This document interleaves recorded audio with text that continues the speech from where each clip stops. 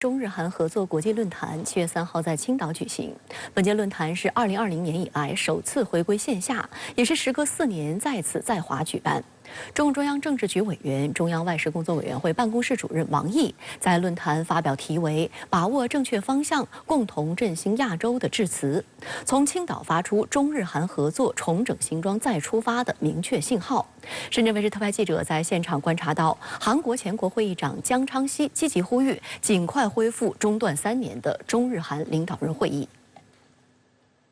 中日韩3国的发展本质上体现了相互依存、互利共赢。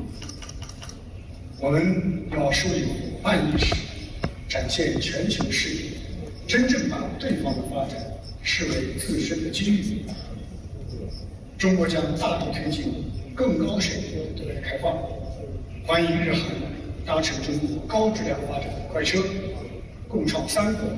乃至亚洲的美好未来。王毅在讲话中指出，亚洲是我们的共同家园，3国是搬不走的近邻。站在时代的十字路口，中日韩3方应当保持战略定力，把握时代潮流，汲取历史智慧，坚定维护3国合作的正确方向。中日韩合作起步于1999年，通过3方努力，形成以领导人会议为核心、21个部长级会议为主体、70多个对话机制为支撑的全方位合作体系。务实合作涵盖30多个领域，是东北亚地区机制化程度最高、覆盖领域最广、影响力最大的区域合作安排。2012年10月，中日韩3国合作秘书处首次举办3国合作国际论坛，携手共同促进本地区及更大范围的和平与繁荣。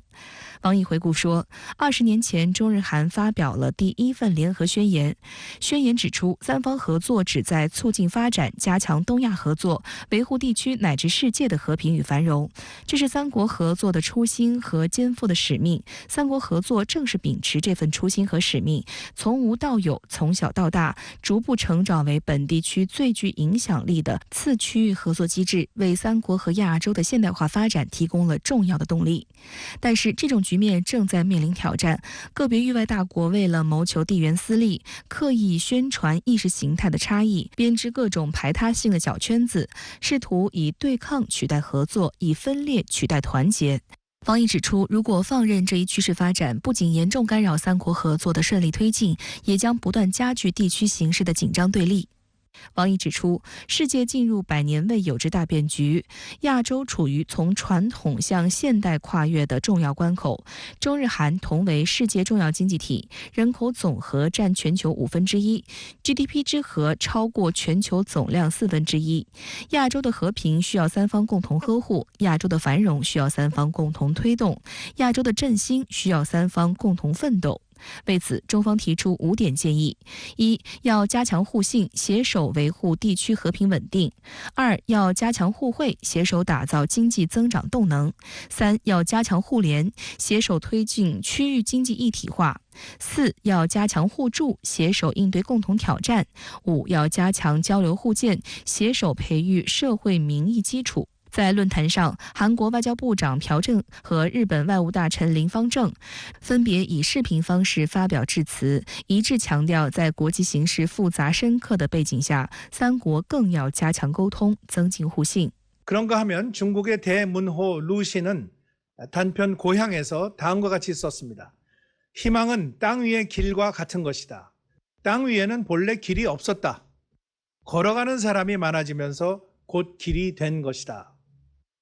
한일중 3국도 상호 교류와 신뢰를 쌓으면서 새로운 미래 협력을 위한 큰 길을 함께 만들어 나가길 바랍니다. 韩国外交部长朴正表示，韩国将为重启3国合作机制做出努力，并在讲话中向王毅发出邀请，称如果访问首尔，我们一起攀登北汉山，并下山品尝炸酱面。随后，王毅对此邀请表示感谢，并回应称，我也再次邀请他到山东一起登泰山，登泰山观天下，拓展我们的视野，明确我们努力的方向。日本外务大臣林芳正则回顾中日韩3国合作所涉及的众多領域，稱中日韓對確保東亞地區的和平與繁榮負有共同責任。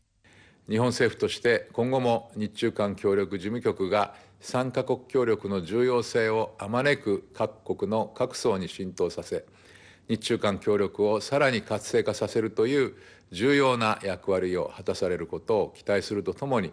引き続きその活動を支援していく考えです。现场聆听王毅与日韩外长致辞后，与会者山本尚子告诉深圳卫视记者，他认为这是一次精彩而有意义的会议。中国と韓国と日本っていうのは隣同士の国で長い歴史を持っていて、いろんな関係が深いけれども、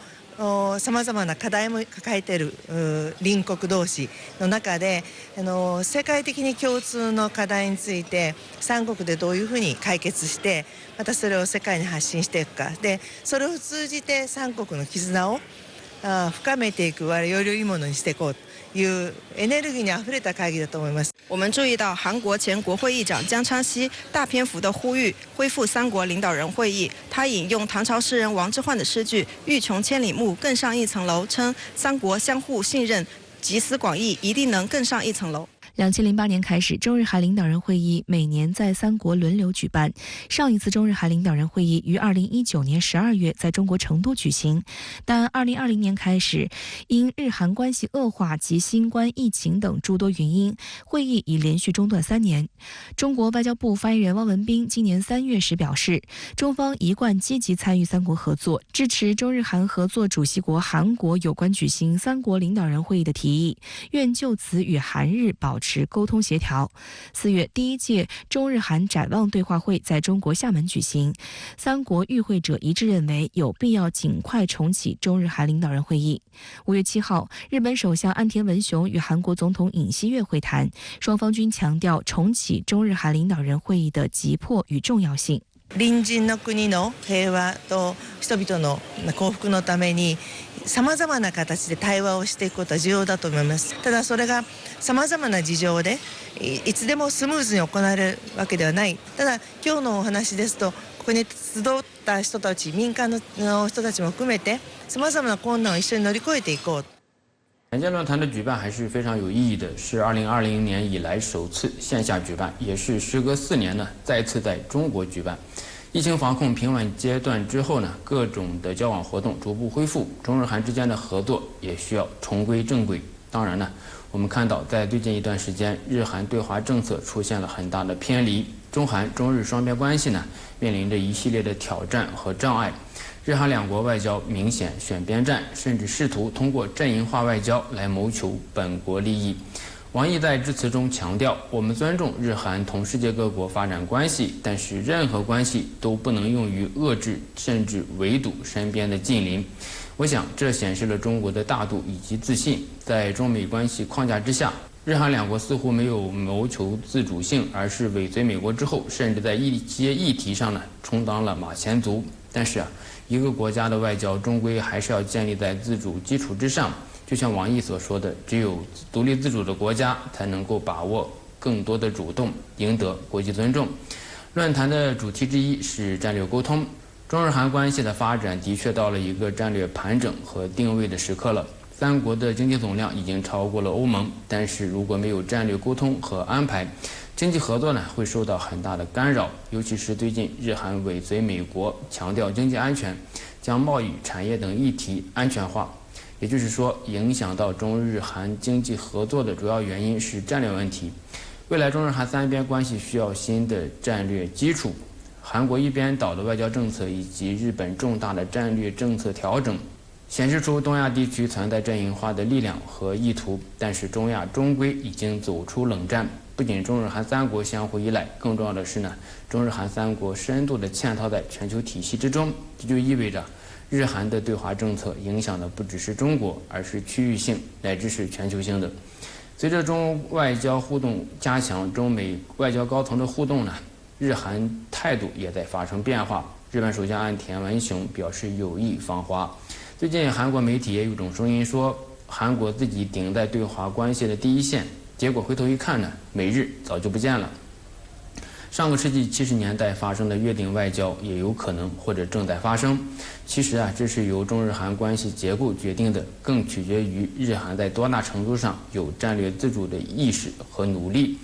王毅在致辞中呼吁中日韩三国以及亚洲各国要培育战略自主意识，维护地区团结稳定。抵制冷战思维的回潮，不受霸权霸道的胁迫。在历史性的变局之下，亚洲各国之间的战略沟通比以往任何时候都显得更加重要。亚洲的和平发展繁荣不仅惠及自身，更有益于世界，这是东亚地区获得世界历史地位的关键所在。